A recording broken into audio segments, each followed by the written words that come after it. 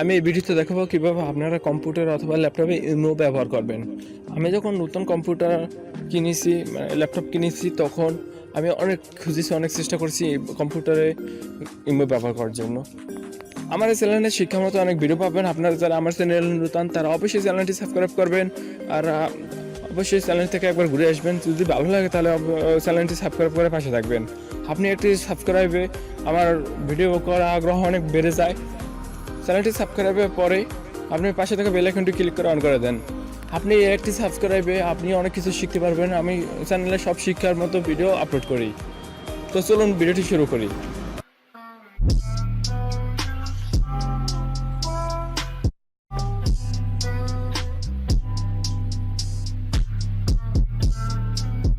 Imo apps ব্যবহার করার জন্য আপনি প্রথমে ইমো অ্যাপসটি ডাউনলোড করে নিতে হবে।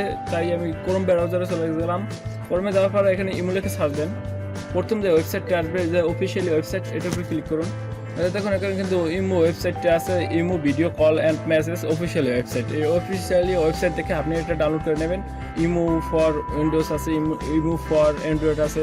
আপনি উইন্ডোজের উপরে ক্লিক করুন। এখান থেকে এখন ডাউনলোড দিয়ে নেন। ক্লিক করলে ডাউনলোড হয়ে যাবে।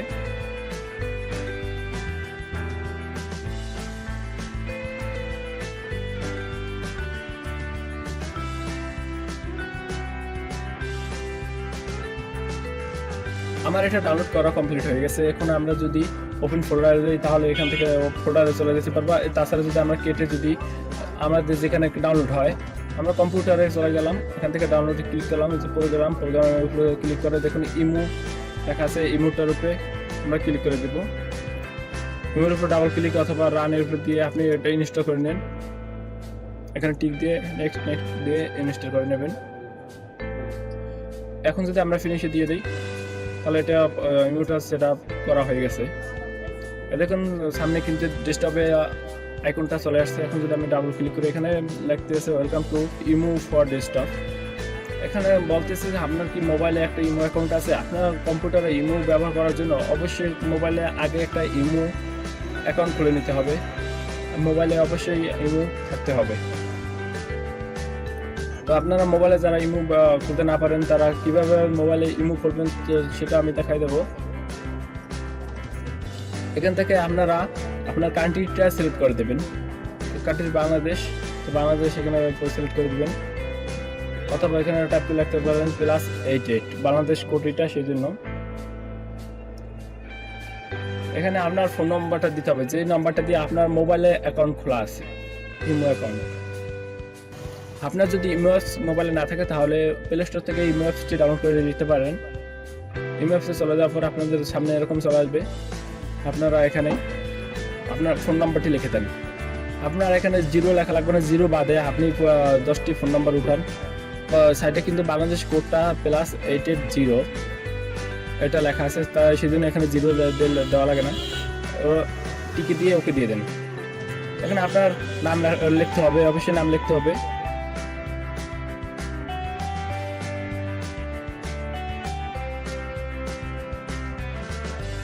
আপনি নাম লেখার পর উপরে যে ডান লেখা আছে ডানের উপর ক্লিক করে দেন।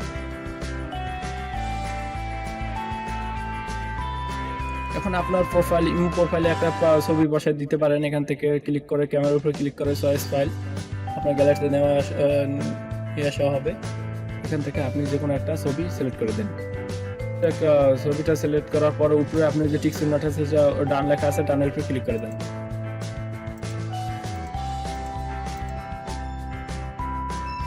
আপনার এটা ইমেল অ্যাকাউন্ট খোলা হয়ে গেছে। এখন যদি আমরা দেখুন আমার এই নাম্বারটা দিয়ে কিন্তু আমি ইমেল অ্যাকাউন্ট খুলছি। এখন আমি এই নাম্বারটাই আমার ডেস্কটপে বসাই দেব। আমি এই নাম্বারটা আমার ডেস্কটপে বসাই দিলাম। যে জিরোটা কেটে যখন 0 লেখে যদি দেয় তাহলে কিন্তু হবে না। 0টা ছাড়া এখানে বসাই দেবো নাম্বারটা।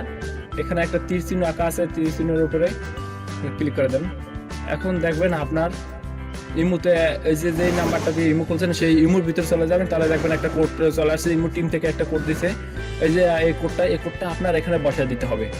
আমি কোডটা বসায় দিলাম। কোড বসায় দেওয়ার পর এই যে তীর চিহ্নের উপরে ক্লিক করুন। দেখুন আপনার ইমোতে কিন্তু আরেকটা মেসেজ চলে আসছে, ওখানে নিরাপত্তার একটা মেসেজ চলে আসছে, ইমোটি আপনাকে দিছে। এই যে আমার ইমোটা এখানে চলে আসছে, এখন আমার ইমোতে যত কন্ট্যাক্ট নাম্বার আছে সবগুলো এখানে ইমোতে শো করছে, যারা যারা ইমো চালায়। আপনারা এখান থেকে কলও দিতে পারবেন।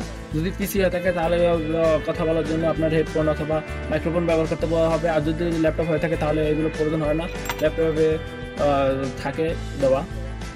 এই যে আমি এখানে কিছু লিখে দেখুন সেন্ড করে দিছি, তা হয়ে গেছে। আপনার পিকচার যদি আপনি যদি কিছু সেন্ড করতে চান তাহলে নিচে যে দেখুন পিকচার রাখা আছে, পিকচারে ক্লিক করে আপনি যে কোনো কিছু সিলেক্ট করে দিতে পারেন, পাঠিয়ে দিতে পারেন।